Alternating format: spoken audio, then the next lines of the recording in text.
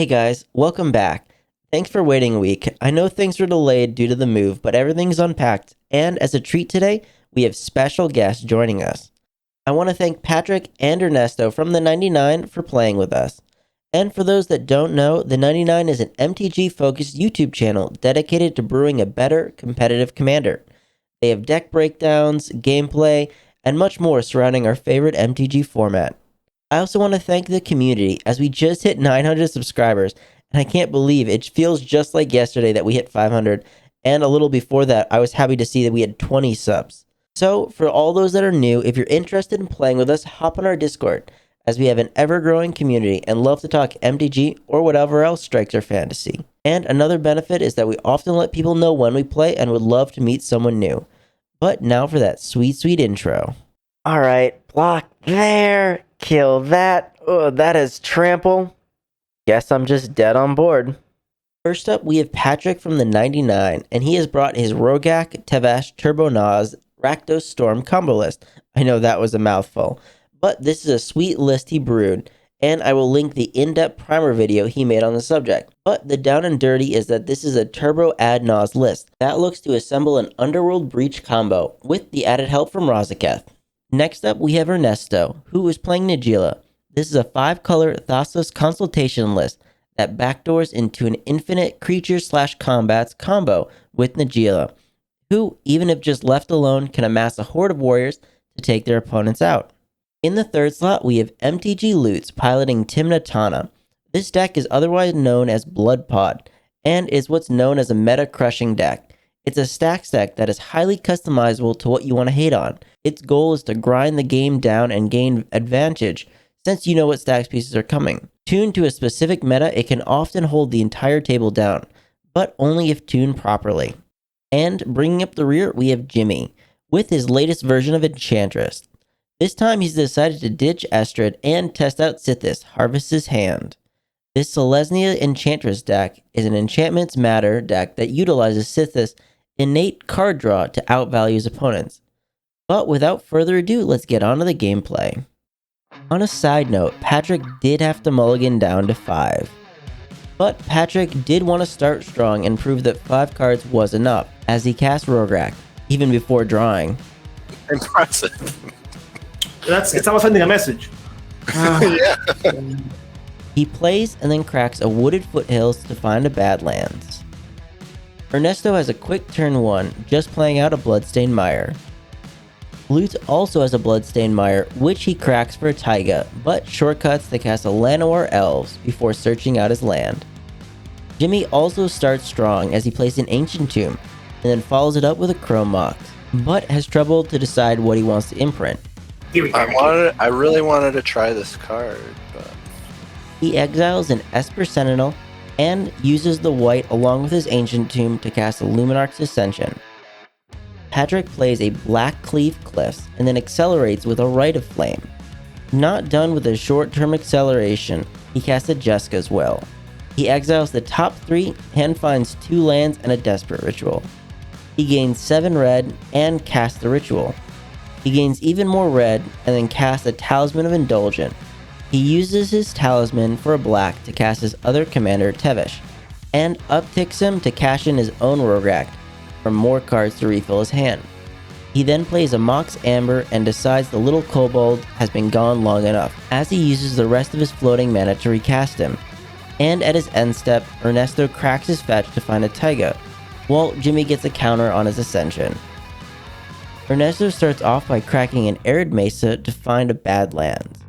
He also wants to start drawing cards, so he casts a Mindblade Render, and at his end step, Jimmy gains another counter. Lutz puts a Mana Conflux into play and decides to try and slow the game down as he casts a Collector Oof, but he still gives Jimmy another counter on his Ascension. Jimmy plays an untapped Bountiful Promenade, and then uses his Tomb to cast a Lightning Greaves, but has nothing after that. Patrick has a Luxury Suites his land and upticks Tevesh again. He sacrifices Rograkh again to draw 3. Well, I mean, I need to find something for this fucking oof.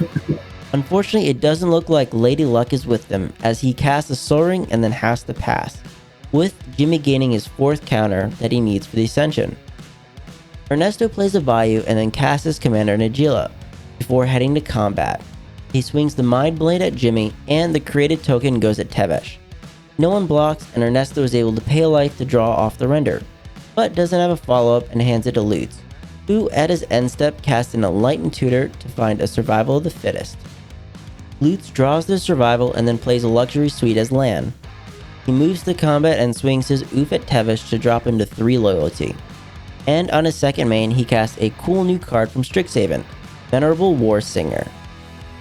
Jimmy starts off by cracking a wooded foothills in search for a savannah. Having the ability to create some angels, he just leaves his mana open and hands the turn over to Patrick. Patrick on his turn plays an Emergence Zone as land and then taps out to recast his commander Rograkh. This time Tevesh upticks but creates 2 thralls instead of sacrificing the little poor kobold. Ernesto heads straight to combat on his turn. I'll let you draw a card if you let me make angels. Sure. Well, that's suspicious though. That's actually kind of sus. I just don't want. He has the best chance of destroying my Ascension. So. Ultimately, Ernesto does swing the board at Tevesh, and Patrick consigns the walker back to the command zone, with Ernesto finishing his turn with a Gaia's Cradle. Lutz has an untapped Undergrowth Stadium and casts his Survival of the Fittest. He moves to combat and swings the board at Ernesto, who doesn't block. This triggers the War Singer, and responding to it, he activates the Survival to discard an Aven Mind Sensor to find a Village Bellringer, but he quickly dumps the Bellringer to find a Draneth Magistrate. With all the searching done, the trigger for the War Singer finally resolves, and he gets the Bellringer back to the field, who on ETB untaps all his creatures. Lutz then moves to his second main, and now having access to 2 mana, casts the Sylvan Library. At his end step, Jimmy starts the Angel Trainer rolling, and makes 2 of them. Look, man, my playmate is also an angel, so don't be a cannibal, don't swing at me. Don't be a cannibal. You can be buddies. Jimmy, even having the aerial advantage, is fearful of Najeela and decides to cast a Kendrick's Transformation to turn the warrior into an elk, and he draws off the ETB. He has a forest as land and realizes he missequenced it as he casts his commander Sythis. Jimmy heads to combat and sends his angels at Lutz, who takes 8.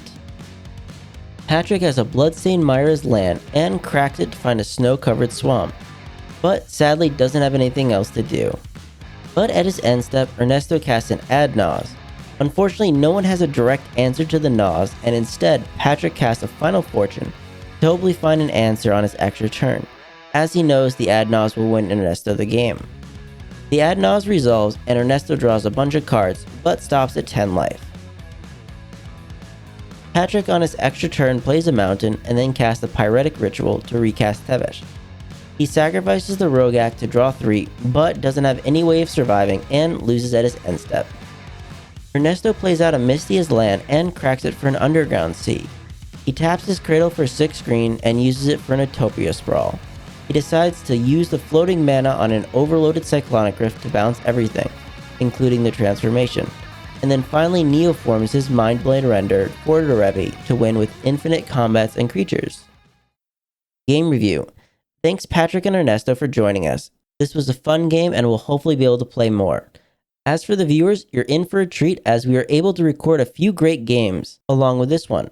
So subscribe and ring that bell to get notified when more great videos like this come out. But onto the review. I think this was a great game, and both Patrick and Jimmy had really good starts, which didn't stay for very long though, as Lutz's Collector Oof really shut all that down. One thing that really did not get showcased on the video was Patrick absolutely mana flooding, which was one of the reasons he kept sacrificing Rograkh to draw 3. It would have been really sick if he could have pulled off a victory on his extra turn, but alas, that was not the case. As for Jimmy, I don't really know how I feel about Luminarch's Ascension. He had it active as soon as possible, but even 4/4 Angels can only win you the game so fast, and today it wasn't fast enough. I also don't know how I feel about Sythis as the commander over Astrid. I like the card advantage, but I think losing counter magic really lowers the deck's usefulness. I think Ernesto did a great job though appearing inconspicuous at the table, even though that can be hard playing Najeela, and it was fortunate for him that he got to keep the Najeela for as long as he did, and accrue those extra tokens. But question for the viewer. What new cards are you excited about? I know we were able to see a few new ones showcased in this game, and with Modern Horizons new on the scene, along with the new D&D set being spoiled as we speak, what new cards are you excited to play? Let me know in the comments down below. Hey guys, thanks for making it to the end of the video. I just wanted to let you know that we have a TCG affiliate link, and if you ever see a card you want to try or are inspired to brew something new, use our link when purchasing and we'll receive a small portion of the sale. This is a great way to support the channel, and if you enjoyed the gameplay, please leave a like and subscribe, as it really helps us keep making videos. And remember, never give up, even if you're dead on board. I'll see you guys later.